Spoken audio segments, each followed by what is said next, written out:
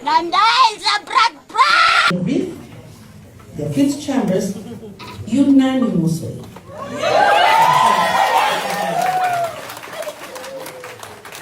This brings us to the end of this. Thank you, God! Hindi siya nakalabas! Salamat talaga.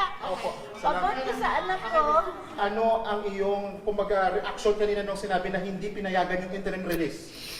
Talagang napakasaya namin. Hindi lang ako, lahat kami. Kasi hindi siya pinayagan. Ilang bisis na siyang tinangka na palabasin. Hindi sila nagtagumpay. Bakit? Nakatunghay si God sa amin.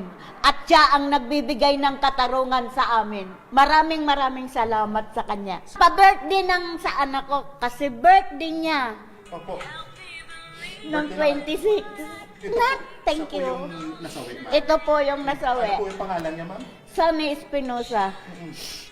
Nasawi siya, ma'am, ngayong araw, noong anong taon, ma'am? 2016, 7 massacre. Super. Nandahil sa brag-brag! Kaya baka tandaan yung mga kabataan. Nakita nyo na kung ano ang nangyari sa mga kabataang ito. Sana naman matauhan lahat kayo. Wala naman nakuhang droga mula sa mga kabataan pero aminado ang mga tauhan ng barangay na problema ang fraternity riot ng mga kabataan sa kanilang lugar.